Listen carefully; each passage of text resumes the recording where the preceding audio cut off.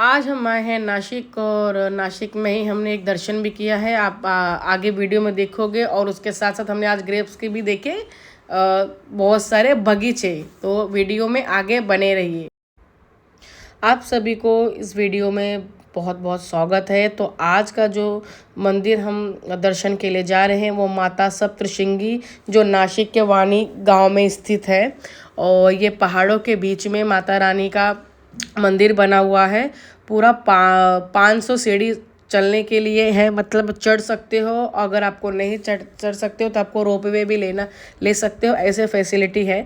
तो थोड़ा सा कहानी में बताती हूँ। तो माता यहाँ पर अपने आप प्रकट हुई, ऐसे लोगों का मानना है।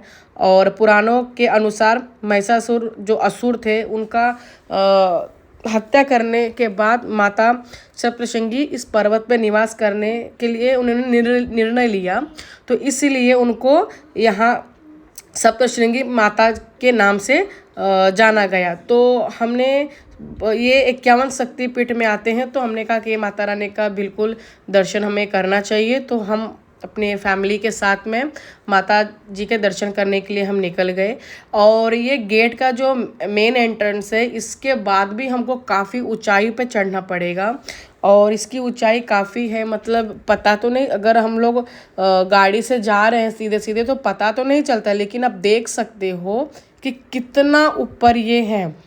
और जब हम वहाँ पर पहुँचे तो हमको लगा ही नहीं कितने नीचे से हम लोग ऊपर आए हैं। लेकिन हाँ, तो इस माता रानी का विशेष बात ये है कि माँ दुर्गा के 18 भुजाएं, 18 भुजाएं मतलब उनके 18 हाथ है। तो जिससे वो रक्षा करती हैं। और साथ ही साथ लोग यहाँ पर बहुत ज़्यादा आते हैं, क्योंकि 51 शक्तिपीठ में से ये एक है। तो आप देख सकते हैं, हम उनके दर्शन के लिए जहाँ पर मंदिर है वहाँ के एरिया पे हम लोग एंटर कर चुके हैं। यहाँ पे हम रोपवे इस्तेमाल करना चाहते हैं, क्योंकि हमने अभी तक पहले तो जीवदानी गए थे, 1400 सीढ़ी चढ़े थे, ये भी चढ़ सकते थे। लेकिन एक रोपवे जाने का इच्छा था तो हम उसमें भी चले गए। तो रोपवे का जो टिकट था बड़ों लोगों का 120 था और छोटे बच्चों का 60 रुपये था। तो हम लोग लेके एंट्री करने के बाद आप देख सकते हो रोपवे के लिए वेट कर रहे हो। और इस तरीके से ऊपर से रोपवे नीचे और नीचे से ऊपर की ओर जाता है। इसका टोटल टाइमिंग जो मैं आपको बताऊं तो 1.5 से 2 मिनट के बीच में ही ये हमको ऊपर से नीचे की ओर छोड़ता है और नीचे की ओर ऊपर की ओर छोड़ता है। पहली बार अथुर ने भी एक्सपीरियंस किया, इवन मैंने भी अपने लाइफ में पहली बार रोपवे का एक्सपीरियंस किया। तो इस तरीके से हमने रोपवे यूज़ किया। और उसके बाद माता मंदिर कट हमको बताया गया कि अभी 9 बजे आरती होने वाला है। तो आप आरती में पहुँचो, थोड़ा सा आपको समय जाएगा लेकिन अच्छा समय है। तो इस तरीके से हमने माता मंदिर के दर्शन के लिए आए। और एक ख़ास बात ये है कि जो समय पे हम लोग गए वहाँ पे ज़्यादा भीड़ नहीं है, क्योंकि ये जनवरी का एंडिंग मंथ था। और यहाँ पे नवरात्र में बहुत ज़्यादा भक्तों की भीड़ बढ़ती हैं, दर्शन मिलना बहुत मुश्किल होता है। तो इसीलिए हमने सोचा कि ये समय चले जाते हैं, माता रानी का दर्शन भी कर लेंगे और गर्दी भी नहीं हो, क्योंकि बच्चे के साथ ट्रैवल करना थोड़ा सा मुश्किल हो जाता है ऐसे भीड़ भाड़ एरिया में। और ये तो पहाड़ों में था। एक्चुअली जैसे ही मैं मतलब नज़दीक माता रानी के पहुंच रही थी, मन में इतना खुशी था, क्योंकि इसके पहले हमें नहीं पता कि नासिक में इतना सुंदर पहाड़ों के बीच में माता रानी का मंदिर है। लेकिन अचानक से एक दिन हमने ऐसा सर्च करते करते हमें मिला और हम कहे कि नहीं, हमें जाना है। तो सडनली प्लान बना और हम लोग आ गए। और आने के बाद हमको सब इजी इजी मिलते गया, टिकट मिल गया और गर्दी भी नहीं था। तो इस तरीके से हमको माता रानी, अगर भगवान आपको स्वयं चाहते हैं कि आप दर्शन के लिए आओ तो आप बिल्कुल दर्शन के लिए वहाँ पहुँच जाओगे, ये तो मेरा मानना है। सो इस तरीके से हमने रोपवे का किया।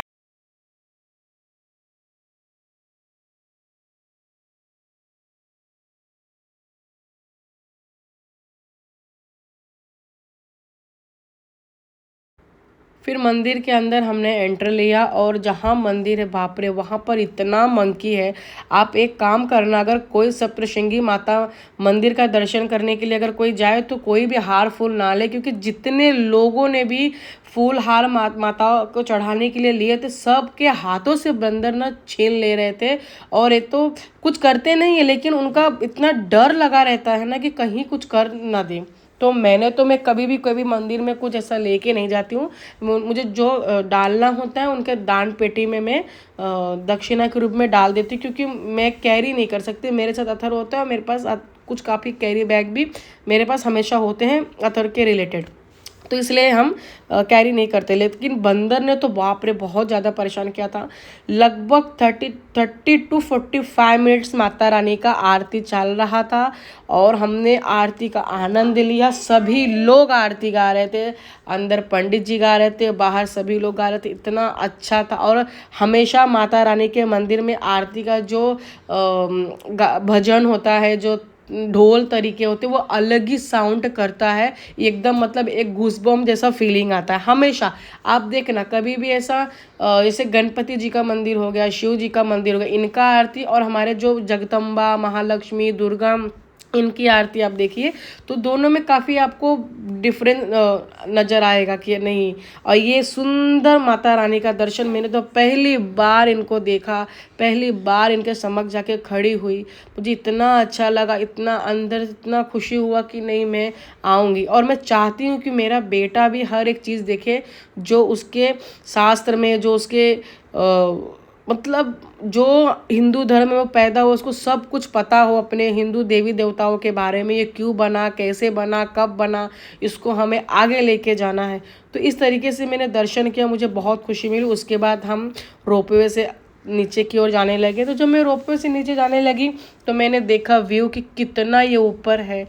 500 550 सीढ़ी है, लेकिन बहुत सारे लोग रोपवे ही यूज़ कर रहे थे, क्योंकि उनको भी एक लोगों को एक्साइटमेंट होता है कि नहीं मुझे जाना है। जैसे कि मुझे और हमें हो रहा था, मेरे बेटे को, मुझे मेरे हस्बैंड को, कि हस्बैंड का आई थिंक फर्स्ट टाइम है कि मुझे नहीं पता, बट मेरा तो फर्स्ट टाइम था। और मुझे देख के मुझे समझ में नहीं आ रहा था कि यहाँ इस तरीके से लूँ या उस तरीके से लूँ, बट जो भी मैंने जो भी तरीका मुझे समझ में आ रहा था वो भी तरीका मैं ले रही थी। और बहुत ही अच्छा लगा दर्शन। लगभग 1 घंटा हुआ, 1 घंटा में हमने दर्शन किया। माता रानी का पैर आप नहीं छू सकते हो, थोड़ा सा डिस्टेंस से दूरी से आप निकल सकते हो, मतलब हम एंट्री नहीं है माता रानी के क्लोज आने के लिए। आप वहाँ पंडित जी के पास अपना चढ़ावा दे के आप वहाँ से आप रिटर्न आ सकते हो। और रिटर्न आओगे तो नीचे काल भैरव जी का भी मंदिर है, मतलब जो स्टेप से कोई जाएगा तो उसको सामने से मिलेगा, और जो रोपवे से जाएगा तो उसको मंदिर नहीं मिलेगा। तो इस तरीके से हम लोग रोपवे से नीचे उतरे और हम देख रहे थे कि किस तरीके से मतलब रोपवे ऊपर, इंटरेस्ट अच्छा लगता है ना कि जाता है कैसे आता है, मतलब देखना भी अच्छा लगता है। ये पहली बार हमने रोपवे यूज़ किया तो इसलिए बहुत ज़्यादा एक्साइटमेंट थे। आने के टाइम में भी आपका टिकट चेक होगा और जाने के टाइम में भी टिकट आपका चेक होगा। 120 रुपीज़ में आना जाना दोनों भी है, सिंगल नहीं है, सेम बच्चों का भी।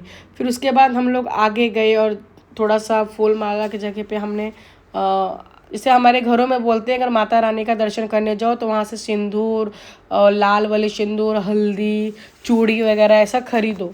तो मैं वही ले रही थी। और फिर उसके बाद थोड़ा परेशान करने लगा अपने पापा को कि उसको गाड़ी चाहिए, तो वो दोनों लोग गाड़ी लेने लगे। और उसके गाड़ी लेने के बाद हम लोग बाहर की ओर आए। ये जो आप देख रहे हो ना, ये मंदिर को छोटे से कांच में पूरा डिज़ाइन किया गया हुआ कि मंदिर के अंदर क्या क्या है। रोड, पार्किंग लॉट, दोनों बिल्डिंग, स्टे करने का, माता रानी का रोपवे, माता रानी का जहाँ पर मंदिर, बहुत सुंदर। फिर थोड़ा आप आगे आओगे तो वहाँ पे बहुत सारा खाने के लिए फूड्स है, स्नैक्स है, फास्ट फूड है, प्रॉपर फूड है, सब कुछ आपको वहाँ पे अवेलेबल मिलेगा। तो हमने यहाँ पे देखा यहाँ अलग अलग तरीके की हर थालियाँ आपको अवेलेबल मिलेगी। और बहुत ज़्यादा महंगा भी नहीं है, इतना नीचे से ऊपर लाने का जो लाता होगा तो उसको तो सैल्यूट है, क्योंकि ये जो वहाँ जाएगा पता चलेगा कैसे पानी का बॉटल भी उतना ऊपर से लेके आते होंगे। सो ये बहुत सोचने वाली बात है। लेकिन हमने वहाँ पर खाए, जो हल्का फुल्का खाए, क्योंकि 11 ही बज रहा था, इतना भूख था नहीं।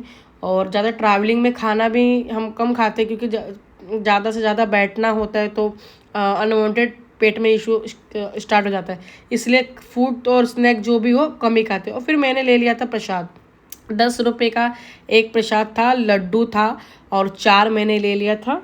और उसके बाद हम खाना वगैरह खा के हम बाहर आए, तो हम ये बाहर का व्यू आप देख सकते हो।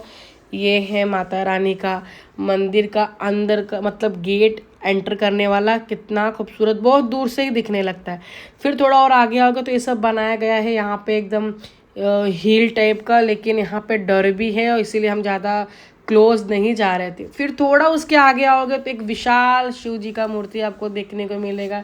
इनको तो देख के मन में शांति आ जाती है।